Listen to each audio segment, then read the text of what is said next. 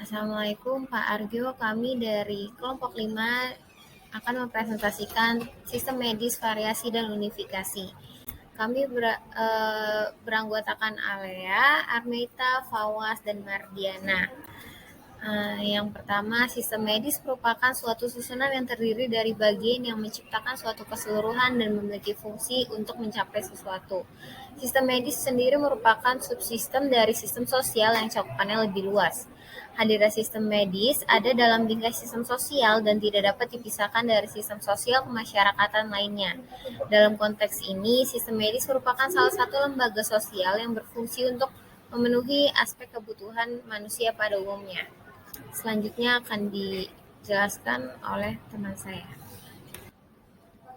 Selanjutnya, saya akan menjelaskan mengenai sistem etnomedis. Etnomedis secara etimologi berasal dari kata etno atau etnis dan medisin atau obat, sehingga etnomedis berhubungan dengan dua hal, yaitu etnis dan obat. Basin 2017 dalam Dafal 2009 menyatakan bahwa etnomedis merupakan persepsi masyarakat lokal dalam memahami kesehatan tradisional. Bagi kalangan ilmuwan sosial, etnomedis diposisikan sebagai subsistem dari antropologi kesehatan. Hal ini mencakup bagaimana pengaruh sosial dan budaya terhadap kesehatan, proses pencegahan dan pengobatan penyakit, serta hubungan sosial manajemen pengobatan.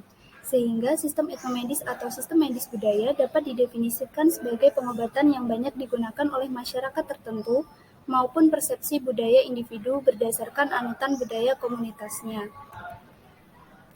Yang selanjutnya, penerapan sistem etnomedis, misalnya pada penelitian yang dilakukan oleh Silalahi pada tahun 2015, yang menyatakan bahwa hoya yang lebih dikenal sebagai tanaman hias pada masyarakat lokal di Sumatera Utara dimanfaatkan sebagai obat. Selain itu, penelitian yang dilakukan oleh Tri Ratnawati pada tahun 2017 pada masyarakat suku Sumuri, Kabupaten Teluk Bintuni, Papua Barat, menyatakan bahwa penyembuhan malaria dengan daun pepaya, penurun panas dengan kompres daun jarak, serta pengobatan diare dengan daun jambu masih diingat dengan baik oleh kelompok generasi tua. Yang selanjutnya ada sistem medis rasional empiris. Sistem medis rasional empiris dapat diartikan sebagai sistem medis yang menggunakan pola pikir rasional dan empiris sebagai landasan pengembangan sistem medis. Yang selanjutnya akan dijelaskan oleh teman saya. Selanjutnya, sistem medis keagamaan, yaitu merupakan sistem medis yang bersumber pada ajaran agama yang berasal dari kitab suci. Sistem medis yang berkembang di negeri Hindustan yang berpangkal pada Ayurveda dan Samkhya Darsana merupakan salah satu contoh religio medicine. Menurut filsafat ini, penyakit dibagi menjadi 3, yaitu adiatmika, adibantika, dan adidarvika. Adiatmika itu berasal dari dalam diri penderita penyakit, kalau adibantika dari eksternal, kalau adidarvika berasal dari planet atau atmosfer. Kemudian Islam merupakan salah satu sistem medis yang termasuk ke dalam kategori sistem profetik. Sistem medis ini bersifat supranatural sehingga konstruksi ilmu kesehatannya cenderung merupakan bagian dari upaya deduksi pengetahuan keagamaan ke dalam pengetahuan empiris. Selanjutnya akan dilanjutkan oleh teman saya.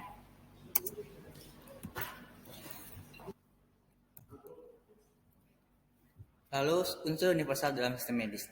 Dengan adanya beberapa pembedaan antara satu sistem medis dengan sistem medis lain, namun dapat ditemukan beberapa nilai universal dalam sebuah sistem medis. Dalam bagian ini, Anderson dan Foster mengatakan bahwa ada beberapa unsur universal dalam sistem medis.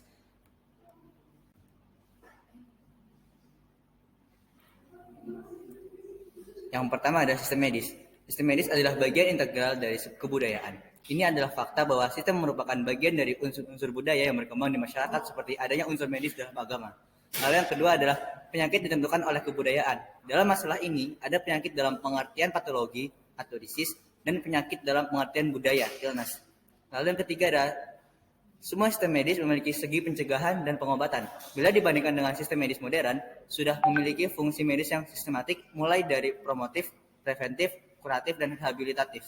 Lalu yang keempat adalah sistem medis memiliki sejumlah fungsi, yaitu menjadi rasional bagi sebuah pengobatan seperti memberikan penjelasan untuk memberikan sanksi atau dorongan norma budaya. Oke, selanjutnya ada unsur pembeda dalam sistem medis. Ada beberapa aspek dari perbedaan antara pengobatan modern dengan tradisional. Dari aspek sifat keilmuan, pengobatan modern cenderung lebih empiris, bisa dipelajari, serta ada sertifikat formal untuk tenaga kerjanya. Dan pada sistem medis modern, pengobatannya percaya dengan rasio dan teknologi. Sedangkan pada pengobatan tradisional lebih cenderung percaya kepada spiritual, magic, dan lebih irasional. Selain itu, pewarisan dapat diturunkan dengan pewarisan dan pelatihan. Selain itu, terdapat pengakuan dari orang-orang sekitar terhadap kemampuan pengobatan tersebut. Dan yang terakhir, percaya pada kekuatan supranatural. Kemudian pada aspek teknologi, pengobatan modern cenderung mengalami industrialisasi berkembang setiap tahunnya, sedangkan pengobatan tradisional lebih sederhana. Pada aspek sifat praktik atau pelaku, pengobatan modern ada spesialisasi, ada seleksi dan pendidikan, serta ada kompensasi material. Sedangkan pengobatan tradisional lebih kepada baur, yaitu seorang pelaku yang bisa mengobati banyak hal. Terus juga terdapat seleksi sosial juga, dan juga ada kompensasi sosial, moral, dan juga materi.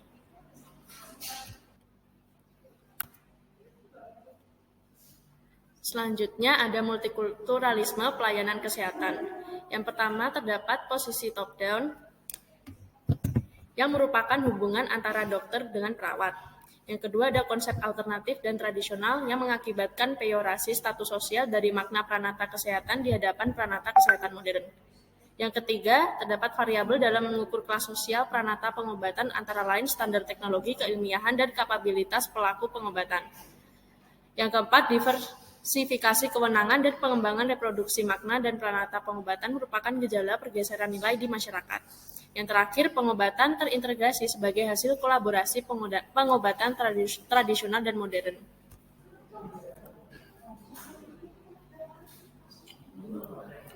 Lalu yang terakhir adalah kesimpulan, pada masa yang akan datang akan terjadi proses unifikasi dan diferensiatif. Artinya, sistem medis akan mulai saling memadu. Walaupun mungkin model dan pola perpaduannya akan melahirkan perbedaan lagi, pada ujungnya globalisasi sistem medis diharapkan akan menjadi model sistem medis yang sejalan dengan kebutuhan kesehatan manusia yang lengkap, yaitu sehat secara fisik, emosi, sosial, spiritual, dan lingkungan. Maka diharapkan akan lahir integrated medicine system. Terima kasih atas perhatiannya. Wassalamualaikum warahmatullahi wabarakatuh.